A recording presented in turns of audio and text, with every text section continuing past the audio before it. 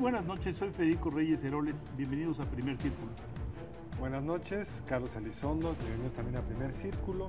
Y vamos a discutir sobre lo que ha sido la sombra sobre el país desde el año pasado, que es Trump, su política exterior y su política hacia México en particular. Como todos sabemos, esto sigue y seguirá siendo un motivo de incertidumbre. El fin de semana, yo hoy mismo, Trump se la pasó diciendo que para renegociar bien el tratado a lo mejor hay que salirse. Regresó a lo que el muro lo tenía que pagar México, discurso que ya había abandonado las últimas semanas. Y es un presidente que está en problemas en muchos otros flancos, y para discutir de esto hemos invitado a alguien que conoce muy bien Trump, conoce también muy bien México, vive en Estados Unidos, es articulista de Reforma y es inversionista privado. Jorge Suárez, bienvenido al programa otra vez. Un placer, Carlos. Federico, Jorge. un gusto. Pues Jorge, a ver, ¿cómo estás viendo? Digamos, parecía que la tormenta de Trump ya se había ido y estamos de regreso. Hay que preocuparse, es simplemente una estrategia mediática, tiene realmente las capacidades para salirse. ¿Cuál es tu primera impresión de lo que Trump está ahorita haciendo nuevamente respecto a México? Creo que sí hay que preocuparse, y lo que es particularmente preocupante creo que es la volatilidad. Lo que estamos viendo es una crisis política en Estados Unidos que ha sido totalmente generada por Trump, que ha sido absolutamente innecesaria.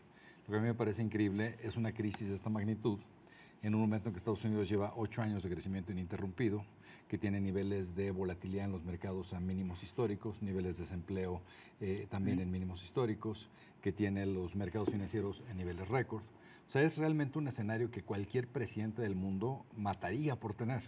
Y aquí este señor se ha ido metiendo poco a poco en problemas absolutamente innecesarios. Lo que te queda claro particularmente hoy nuevamente, repitiendo las cosas que decías, es que cada vez que se mete en problemas en serio hay dos cosas que hace. Va y hace algún acto casi de campaña, ¿no?, ante su base, como lo acaba de hacer en Literalmente de campaña era. Sí. Y yo creo que ahí el mensaje que le envía a los republicanos es, oye, ojo, esta es mi base, no es tuya.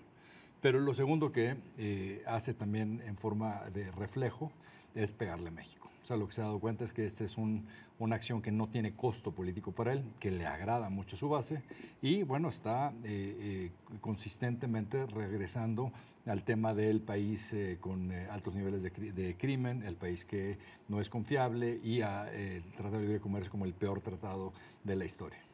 Ahora, Jorge, yo creo que una de las sorpresas gratas que han tenido estos meses de vivir a trompadas con nuestro vecino es los aliados silenciosos que tenemos de aquel lado, que son pues precisamente los sectores productivos que tienen relaciones comerciales con México.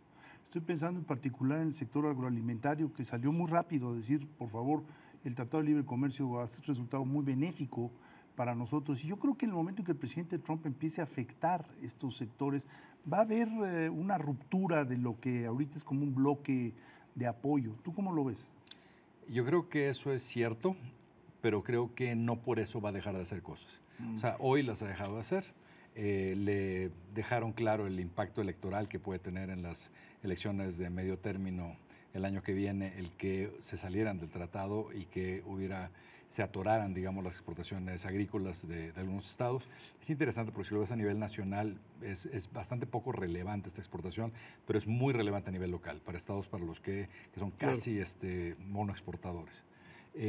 Lo que yo creo que es muy peligroso ahí es este antagonismo entre el presidente y su partido, que le puede llevar a hacer cosas que puedan hacerle daño a la larga, pero que de corto plazo él perciba como que lo pueden fortalecer. Pero yo creo que la clave es justo eso, lo que decían ambos, su base.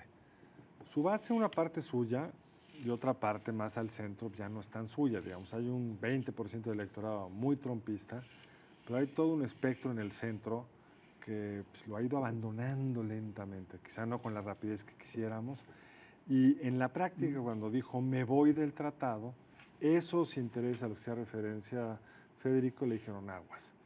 Hasta ahora ha dicho mucho, pero no ha hecho mucho. ¿Qué tendría que pasar para que pudiera hacer? Incluso una discusión que hemos platicado tú en otra ocasión, incluso en el último programa que estuviste acá, ¿qué tan fácil es para él salirse solo del Tratado de Libre Comercio? Es un acuerdo que pasó por el Congreso y por tanto tiene también que pasar por ahí. Entonces, ¿qué tanto es este perro que ladra? Pues porque así es como se entretiene un no tiene mucho que hacer en el fondo, y qué tanto nos puede realmente morder.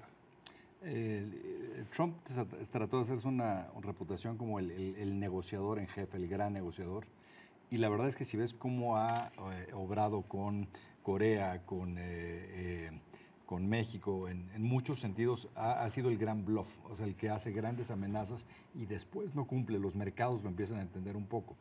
Pero lo que a mí por lo que yo decía hace rato, que toda esta crisis es en medio de una bonanza históricamente espectacular, es que a mí lo que me preocupa sobremanera es cómo va a reaccionar Trump en un momento que tenga una crisis.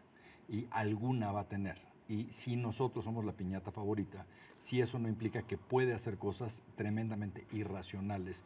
Y como dices, no tengo claro, oyes las dos versiones de que sí puede simplemente mandar una carta y echar para atrás el tratado o el acuerdo para ellos, tratado para nosotros, o que en efecto tendría que tener autorización del legislativo.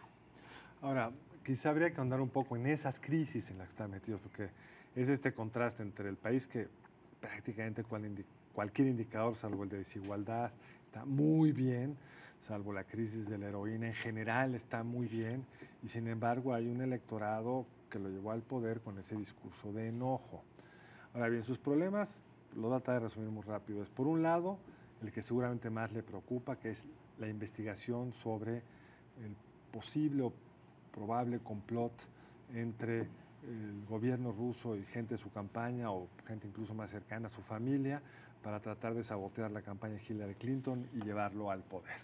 Eso es una tormenta que no se acaba de armar, pero puede ser, digamos, la más peligrosa. Y muchos de sus enojos contra actores concretos tienen que ver porque siente que no lo han cubierto, no lo han apoyado.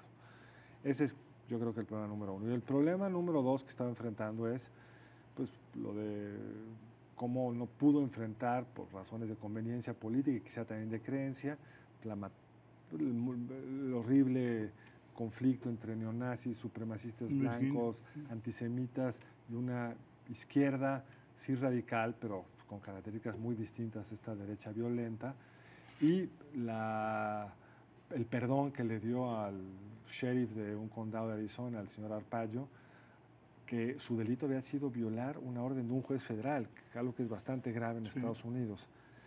¿Qué tan serio es esto en sus posibilidades de permanecer en el poder, en sus posibilidades de hacer cosas? Un presidente que ha abierto de entrada dos frentes tan grandes, sin hablar de los pleitos con el líder de la bancada republicana en el Senado.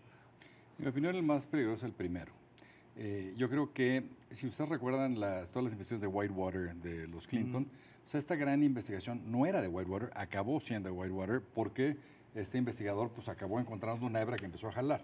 Aquí el tema es que Mueller podría empezar a jalar hebras de cualquier cosa, aún no relacionadas con Rusia, puede investigar cualquier transacción que la haya hecho en el pasado, y uno sabe que hay cosas ahí que pueden ser difíciles de defender. Lo que a mí me parece que hace tan peligrosa esa investigación es que sabemos que algunos de los factores que podrían investigar son, como dirían en inglés, treasonous, son traición por haberse coludido con un gobierno extranjero. Algo que a mí me parece muy significativo, y no sé si lo vieron, es que todo el mundo sabía que Trump podía tratar de correr a Mueller en el receso del Senado y contratar a otra persona que no tenía que pasar por aprobación del Senado, dado que estaba en receso. Lo que fue increíble es que el Senado republicano evitó el receso. Empezaron a hacer sesiones de papel cada 72 horas para oficialmente no estar en el receso. Para nunca abrirle la puerta. Nunca abrir la puerta. Fue su propio partido el que no se le abrió. Sí. Y ese tema es muy relevante. Cuando te metes con temas que tienen que ver con traición, está muy encima de lo político. Yo creo que por ahí es por donde es el flanco que está más expuesto. Lo demás, ¿no? Las acusaciones de racismo, la enorme torpeza. O sea, no condenas a los neonazis. Tú tienes una historia de racismo en tus edificios y en tus prácticas. Y luego le das el perdón a un sheriff racista. Bueno, o sea, es el epítome de la falta de manejo político. Pero hay una parte de la que sigue complaciendo con esto. Nos quedan poco tiempo. ¿Cuál crees tú que serían los datos, los elementos que tendríamos que estarnos fijando como mexicanos con más cuidado y que podría hacer aún más volátil al presidente Trump? ¿Cuáles son los signos de ahí viene una nueva tormenta? Yo creo que repetiría, la parte más relevante es cómo evoluciona esto? la investigación. Pero esta es una curva complicada, porque si avanza además también es un presidente que va perdiendo margen de maniobra. Sí, pero la tentación para distraer la atención con cosas que sean espectaculares va creciendo y sabemos que es un tipo que en lo que ya habiendo mandado el tuit, o sea, todo su equipo se vuelve loco tratando de resolverlo. A mí me parece más preocupante ahí una escalada bélica con Corea, algo que genere acción, digamos. Sí. Esto, hay tantos intereses económicos afectados, los únicos que ven con simpatía es una base vocal pero estrecha. En la parte de Corea, etcétera, parecería que ahí es donde tiene un flanco que lo controla más, que son los generales. Sí. Entonces, por eso me parece que la otra... Ahora, esos generales también están conscientes del riesgo de generar un proceso de inestabilidad política en México. Sí, bueno, ahora viene el general Kelly, viene a la celebración del grito, ¿no? Algo que yo he dicho hasta el cansancio es que México debería acercarse mucho más a Kelly porque conoce bien México, es amigo del secretario de Defensa, secretario de Marina. Yo creo que lo están haciendo. Pero yo creo que por ahí, o sea, es muy importante que se abra otro flanco, o sea, que se abra un flanco donde ese es el tema. Oye, a Estados Unidos le conviene la seguridad de México, pero también le conviene la prosperidad de México. Y ese es un tema que yo creo que tenemos que remarcar mucho más. Bueno, se nos ha ido el tiempo. La verdad, Jorge, mil gracias por estar aquí. Creo que tendríamos que dar lata muy seguido porque el asunto va a estar candente en los próximos meses, así que esperamos verte pronto. Muy buenas noches, nos vemos la próxima emisión de Primer Círculo. Pues Jorge, muchas gracias y muy buenas noches a usted. Nos vemos el lunes entrante aquí en Primer Círculo.